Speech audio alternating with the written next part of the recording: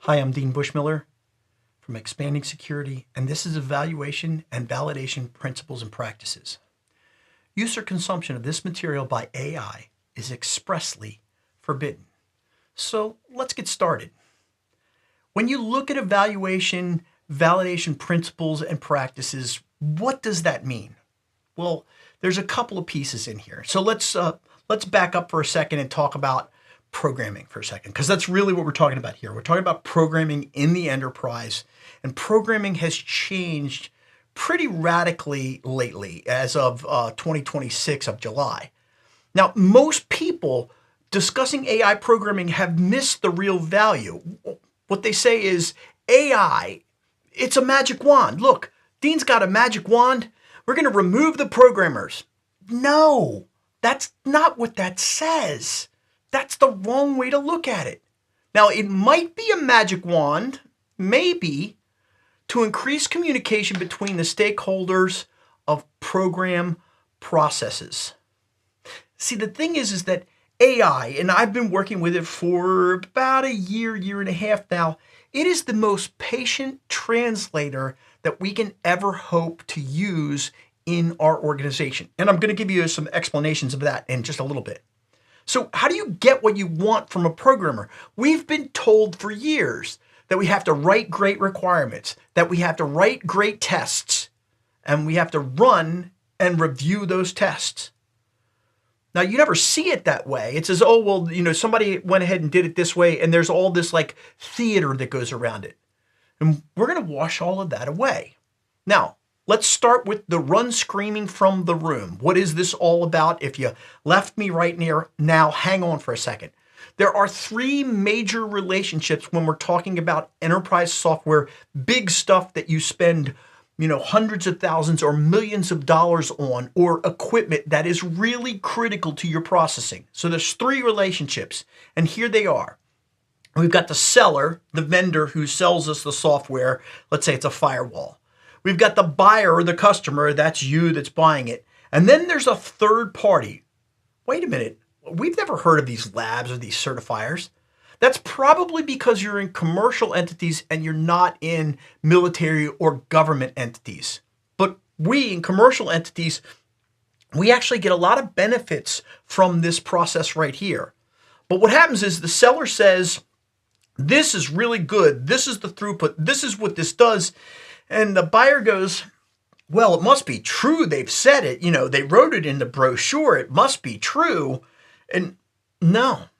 Now, this even gets a little bit more detailed when we back up and say, okay, this isn't a piece of code that I'm buying off the shelf. This isn't a product that I'm buying off the shelf. I'm going to build it internally for myself. What can I do to make sure that this works?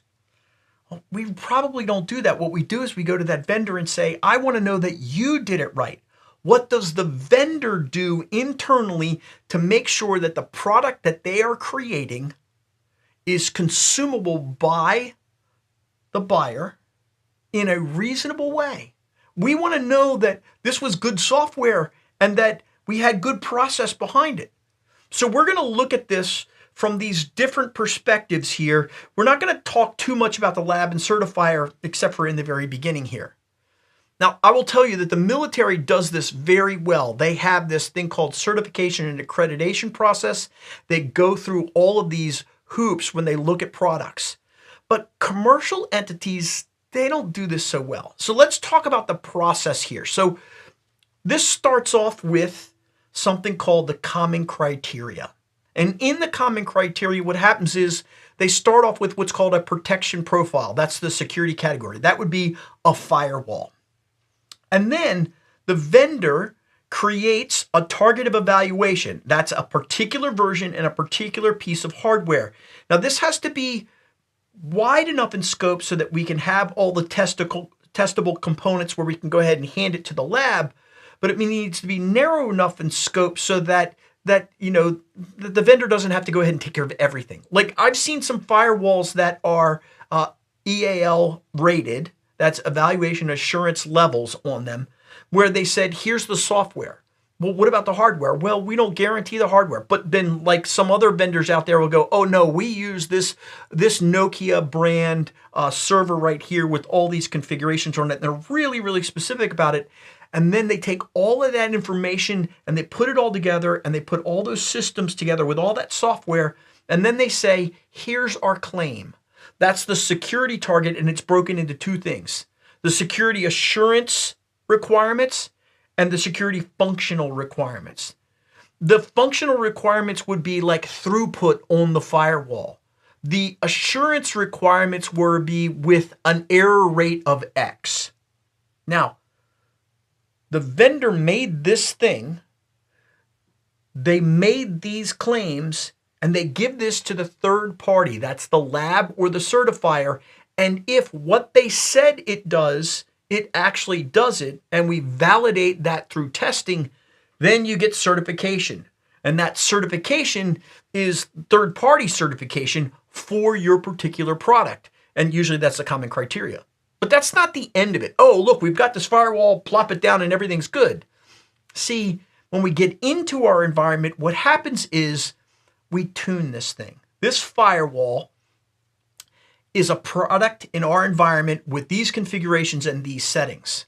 And so somebody inside of our organization, usually a technical person, will certify that this is valid in our environment, and they will say, this is the risk to operate this particular firewall under the conditions of our environment. And here are all the risks that we're taking, and here are all the residual risks that are left unaddressed at this moment in time. Now, this is where the military and commercial entities change. Because in the military, they hand this off to the accreditation process, which is somebody called the AO. We'll talk about them in a second. They say, I'm going to sign off on this risk in this environment. I am saying, I understand technically what the risks are, and I can operate it in this environment based on this mission. Commercial entities go, does it work? Yes. Did you plug it in? Yes. Is it running? Yes. Okay, good. And that's all they say. Here, what we do is we say, no, there's some serious risk here and we have to address that. Now, it is in operation at that point. It is actually running at this point when these people sign off, but that's not the end of it either. See, what happens is after that, the vendor says, you know what, we forgot about this patch here. You know what, we think this configuration is a little bit better. And all along the way, we're doing the change control process, and we slowly take that certified product and add things to it. The moment we add a patch to it, the moment we add an update to it, we have changed from what the security target was in the lab to something that we're doing in our environment. And that it takes the certification off of it, but it only erodes it by a little tiny bit. And therefore, that vendor in our change control process, when we take their changes and put them in there, that vendor needs to make sure that the testing that they do for all those changes is valid and correct. And so that's where we're going to dig a lot deeper in the next section. The role that matters here, usually for military people, is called the AO. This used to be called the DAA, but now it's called the authorizing official.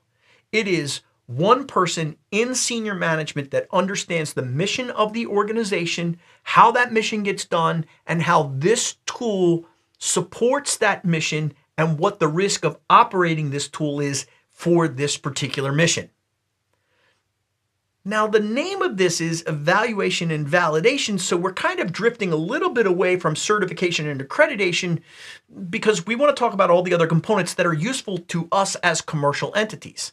So let's talk about verification versus validation. Did we build the right thing? And is it the right thing, right? In verification, we have a written specification. We test, analyze, inspect, and demonstrate, okay? But validation says this tool meets the mission needs. The stakeholders involved in this say this will do what it needs to do for us. A firewall will filter correctly for us. It's the only process that's catching requirements errors. Listen to that. The process that catches requirements errors. That means that the senior leader in the organization said, these are my requirements. And they go, wait a minute, hold a second. It doesn't. I wanted it to have this throughput and I wanted it to be able to go ahead and process this number of rules because it's a firewall, and it doesn't. It doesn't process like that. It's really a VPN concentrator with a little bit of firewalling capability on it. It doesn't do what I need it to do. So what we have to do is go through this formal process of making sure that it's validated at that point. Now, it's possible to pass verification but fail validation. That means it operates as they described, but it doesn't do the job that we need it to do. Okay, so what's the solution to that? Well, we can force a split in the test plan. Now, this gets into, as we're building it, as it's going along, when we're operating in our environment, when we get it to our front door and say, hey, we want to implement this, what do? We're going to split this test plan. What's the split? So what we'll do is we'll do verification to trace the requirements identifiers. And we'll do validation to trace the need statements. A lot of times what happens is that we don't trace either of those things. And the vendor says, hey, let me go ahead and build this thing for you. Let me add on this thing for you. And that's the scope creep. This can be in production where we add new features to it, or it can be as we're building it, as we're going along and trying to get this thing to work the first time out the door. Now we come to evaluation, because we talked about verification and validation, certification and accreditation. Where's evaluation fit into this? Well, that sits right with evaluation, assessment, and testing. Testing is evidence, okay? Assessment is the objectives met. Here's where we come to evaluation. This is independent judgment. That's that third party coming in and saying, what you said you did, we actually can test for and get that out. Now, we don't have to go to a third-party lab and do this for every single thing that we're doing, but we'll have to build really good process in place, in-house, to make sure that we have independence of the tester versus the programmer. That means it's going to cost more money. Just know that up front. If you were to look at the NIST Special Publication 853, it draws a line by setting up the determination statements and then defining the exam, the interview, and the test, and making all of those things into separate control functionality there. Now, if the vendor themselves runs a scan, that's not an evaluation. We have to figure out who determines what objective and are they independent. So the vendor can say, well, we ran a scan and we know that it works. But I'm sure you've heard of all the horror stories out there about vendors doing things and trying to rush things out the door, trying to get patches on these things because somebody's yelling at them. And the reality is the salesperson saying, I've got sales that I have to make next quarter, and if we don't have a patched asset right now, nobody's going to buy from us. And so there's pressure on them internally. Now let's switch from evaluation and validation to assurance, because we talk about security test and security assurance requirements. So how do we figure that out? Well, we go back into that common criteria document and we read the security target. That's the document that we have from the common criteria first. We look at that document before we play around with this toy. We have to figure out how much confidence we have, because that confidence is grounded in the evidence and not in the system as it operates in our environment. Okay, common criteria, FedRAMP, and DoD buyers, what do they buy? Well, they buy things that have been evaluated through the common criteria on a system called the EAL. That's Evaluation Assurance Level. What the EAL does, it goes from 1 to 7, and it says how thoroughly something is examined. It does not say how secure is it. But if I say the throughput rate on this firewall is X number of bits per second, can we test that by actually like putting a meter on it? You know, you put a packet analyzer on the back end and a packet analyzer on the front end, and you say, I sent in 1,000 packets and they came out 1,000 packets within this time frame. That's functionally testing and seeing that it works. But if we go into the chips on the board and we get really, really detailed and we mathematically prove that the throughput on this is this thing, we're not saying it's more secure. We're just saying the rigor of testing has seriously escalated so that we can validate that, well, so that we can rely on that test much more strongly. So if you get an EAL4 product, it doesn't mean that it's more secure than an EAL2 product. That's not perfect, okay? It's just more rigorous testing. Now, when we get to the certifying labs, remember, they have to be independent.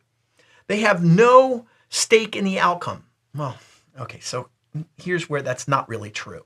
And this has happened previously with some very big brands that you have purchased routing and switching equipment. I won't say who they are, but I know that this happened because I was on the inside of that organization for a short period of time. They said, we're going to go get these things rated in the United States. And they found out that the certifying and testing labs in the United States were really strict. So they went to another country across the way, across a big body of water, and they said, will you test these things? Because the independent testing laboratory that was there was not nearly as rigorous as the one in the United States. And it passed a little bit more easily. Now, they did this for many years, and it turned out that when the US government said, hey, we want to buy these products, and you have to stop that shady stuff over there, you got to bring those tests back in-house. They went, okay, well, now, and it's going to cost us more because as tests get more rigorous, they get more expensive. This needs to be specified contractually, not where it's being tested, but the level of rigor that needs to be tested under. So if you're going to get an EAL4 certification, then there has to be a contract that says this was tested in this way by this certifying lab. By the way, the labs get paid for by the seller, not the buyer, because once this product is certified, it's not that we're selling it to one customer, it's we have the opportunity to sell them to all of these customers out there. We want objective evidence. And that means that if we took this lab and got them to certify this product and we went to a different lab, they would reach the exact same conclusion. Okay, so why do they do this? Well, government and military buyers require this in order to get on board. But commercial entities, they don't have this requirement, but here's the good news. Products that were built on an assembly line by this company over here under these conditions, they don't go, well, we won't go ahead and manufacture them under those conditions for these people in the commercial entities because they're going to manufacture it the exact same way. They built up all this process around that, and therefore commercial entities get an extra bump off of those products that are EAL certified. Now, you say, Dean, I really don't want to go through all of this with you. I really don't want to spend the next 45 minutes with you. And I say, okay, fine.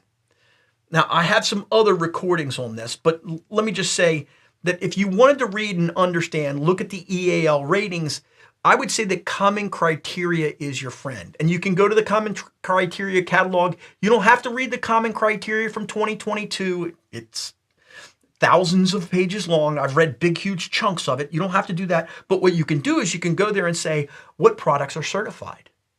If you're a commercial entity and they're on this list, you've got a lot more trust in these products from that list. You'll pay more, but you get more. You go, okay, well, that common criteria is your friend, and that's easy to read. If you really want to know how to do this process, which we'll cover in the second section of this, is the 800-160. That's your best friend. Now, if the common criteria at like 1,100, 1,200 pages is hard to read, the 800-160 at 225 pages is much more dense. But both of those products, both of those readings are free and available to you, and they will tell you exactly how you can either build a validation system internally or understand what the vendors do as they do things. Okay, so why do we do this? Why are we going through this process? Why are you hanging out with me for the next hour? Well, you want to be able to, if you're dealing with the friction in your organization, to reduce the overall friction between what the business needs or wants and what the programmer's capacity to deliver on that is. Internally, you can learn about this process here and make this a part of your process internally for your organization and get better internal programming without going through all the certification and accreditation process. You build more structure and more understanding of the requirements from business and the programmer's capabilities, and you build that through all of your processing of all of your programming. What you'll also get is take these project abstractions and match them to the systems in deployment. When we had this high level idea, it was executed this way outside. So that's where we're going when it comes to evaluation and validation principles and practices.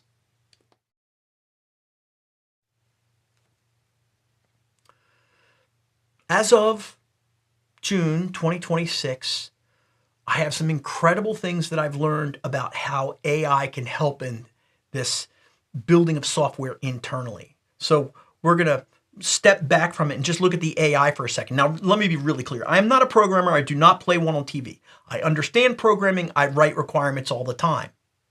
What I can do is I can have a conversation with an AI about what I want my programmer to do. And then the AI can convert our discussion to a set of requirements that my programmer can understand, or can read and say, you know, Dean, you say you want that thing.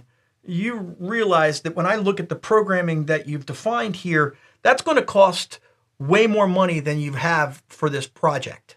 Do you want to go ahead and double your budget here? I can also give you an alternative that gets almost what you want. And see, now we're translating the requirements back, and here's how we can do that. So it gets us communication. Now, one of the things that I really like is the use of AI chat by all the people in the certification and accreditation process. So I want you to think about you as a business person developing software. Well, you're not really developing, you're getting programmers to do it for you. So let's pretend that you have no program whatsoever. You're starting from a blank sheet of paper. I want this. Okay, so now what we do is we take the business defining their expectations for the system. So that's what you're doing. You're saying, I want this. But you don't just say, I want a cool thing that does this. I want a firewall, and then leave it at that. You start writing down your expectations for this, the throughput for the VPN, the extra services. It should fit here. It should work with these tools. You know, those kinds of things. So now here's what you do in chat. First, what you want to do is you want to do a brainstorming, and the business needs to be converted into programming or to be converted into requirements. It could be programming, it could be requirements. And now here's the phrase that you want to use. Once you've got a general idea of what you want, you say, I want a firewall that protects my organization. Now what you do is you say to the AI, this is your setup, and you say, ask probing questions until a full set of requirements can be designed or built by you. Continue to ask those questions until you completely understand what I want in the market. Now, it's not going to say, oh, you need the Cisco firewall that does blah, blah, blah, and blah, blah, blah, but it's going to give you a really clear set of requirements. Now, if you're doing this for programming, that set of requirements will be so clear at that point that you could, in theory, say to the AI, translate these into programming code. But see, you don't have the understanding of your programmers internally. Your programmers may only program in this language, or they may only use these interfaces. So this is where you hand that off to the programmers, and they put that into their specifications and say, these are all the configurations and all the tools we have and all the things that we have that you don't know about, and then make these two things meet. So it's really nice to ask those questions, those probing questions, until a full set of requirements can be built. Now that's with nothing in place. Let's say that you have a previous version of a program and it can't be compiled in this case. Now you could if you had lots of documentation on the outside, but let's pretend that it's not compiled at this moment in time. So here's what you use. You say, review this code, okay? So, and the AI can look at that with the context windows of a million tokens. You could probably go ahead and review a lot of code that's out there. Not big, huge programs, but components of the program. Explain what this does for the user. You can make it explain that stuff. Explain the business value. Now, it doesn't know business value, but you know what? It'll get you close. It won't explain all the business value that you realize in your mission because it doesn't know your mission. It doesn't know your people. It doesn't know your setups, but it can find business value in there, and it may be hidden things that are inside of there. But then this is where it gets really good. What tests should we perform to validate the functionality for future versions? Compiled or uncompiled, you can actually get some really good testing data out of this, and even some good programming data for this. Now that's what tests you should perform to validate the functionality. You could even go to the next level and say, how could we derive more business value from this tool in future versions? In other words, what features do we want to see next? So you could ask those kinds of questions. And what this will do for you internally is it will manage your expectations of what you expect the next version of the system to be able to do. Next, you could even say define test success and failure before coding. So let's say that you're doing programming within your organization. And this is always one of the things that we run into as stakeholders to say, okay, what do we know? How do we know that it passes and fails? What is the throughput here, or what is the throughput for our environment? You may not know those things. You might go back to your network administrator and say, how much is our average throughput and how much is our total maximum capacity that we need for throughput for our firewall? So you could define test success and failure before buying the software, before buying the hardware, or before actually doing programming internally. What this will allow you to do is this will allow you to write requirements and code to the testing specifications. So we start off by saying, this is success over here. Any kind of programming that you do here must match that. This is before writing the code. You're writing the test before the code. And so therefore, when somebody goes in to do the programming of it, they say, these are the test specifications that we have to meet and achieve. So and they send this into their AI harness and they say, so if you don't meet these specifications and you can't run these internal tests here, when we get to the external test, it's going to fail. So reject all that code and rewrite that code. Now, you could do this whenever you're evaluating products. You can review code against specifications that you create up front, whether it's for software or for hardware or the combination of those things. Two more things that I want to talk about in AI that are really exciting to me are software composition analysis. This is big for programmers on the outside. Okay, so when we do software component or SBOMs, what we'll do is we'll say, here are the components. There are many components in a piece of software. And for those components of software, here are the common vulnerabilities, exploits, lists, plural, for each one of those components. What are all the bugs that are available for this thing? And what happens is this generates massive noise. And you'll hear in software bill of materials, they go, these are all the CVEs, and it's this huge list of stuff.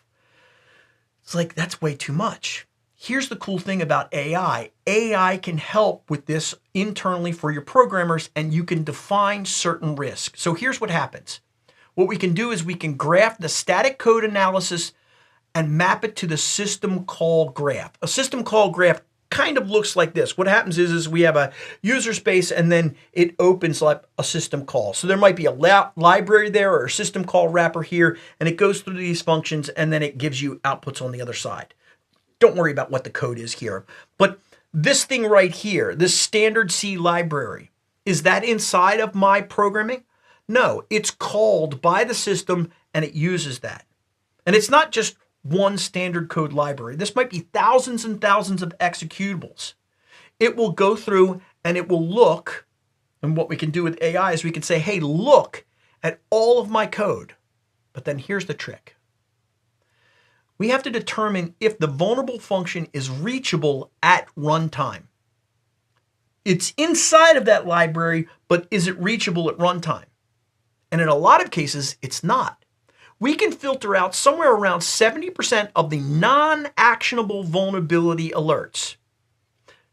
It may be that some really important, very vulnerable code is inside of here, and we have to fix for that, and we have to address that stuff internally.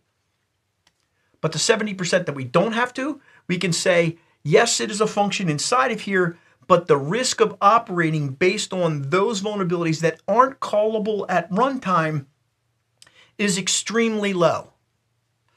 Now you'll get a couple of other chunks, by the way. You'll get all the 70% that you push aside, and then you'll get 20% that's, and then you'll get 2% over here that's holy crap. If those things happen, we really have a problem. So maybe we use different libraries, or we're not allowed to use different libraries because this is the only way that we can get this programming done. Now you're asserting the risk of operating this software with known vulnerabilities in it and saying, these are the risks, and we can look at them. And in fact, this just actually happened with me and my programmer in February. I said, look, there's this Python library that right now is under attack. And I know from looking at our code that we use that Python library. And he went, you're right. Let me look and see what kind of calls are happening here. Let me see whether we should actually include this library or not. It turned out we could actually pull that library out and not use it and replace it with another library and still get the same functionality.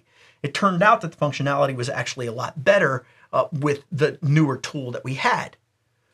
But we looked at it.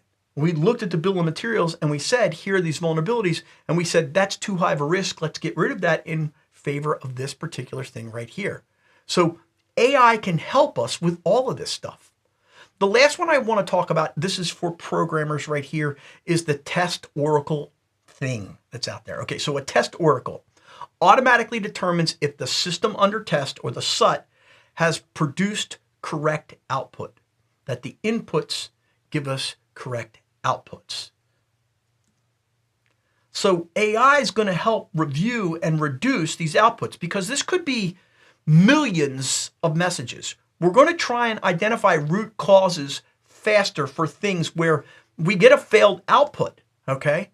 So we need to test all, we need to know all the tests, we need to test all the tests, and we need to know all the inputs that we're putting there.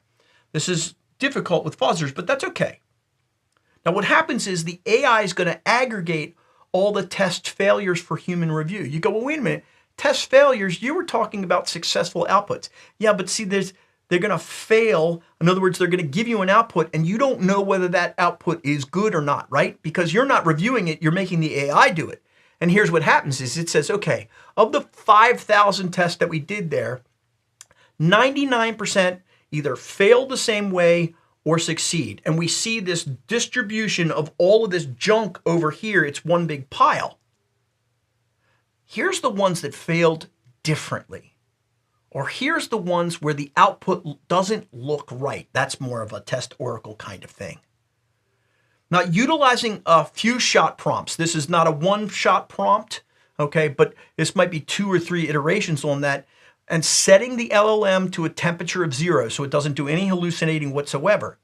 We can identify if test output passes functional constraints and boundary conditions. That's completely new that we've been able to do that. We don't have to have the end user looking at all this. We don't have to have the programmer looking at all these outputs. We can handle a lot of the heavy lifting for all the stuff that's the normal distribution and push it off to the side and really concentrate on the things that really matter to our organization when it comes to evaluation and validation.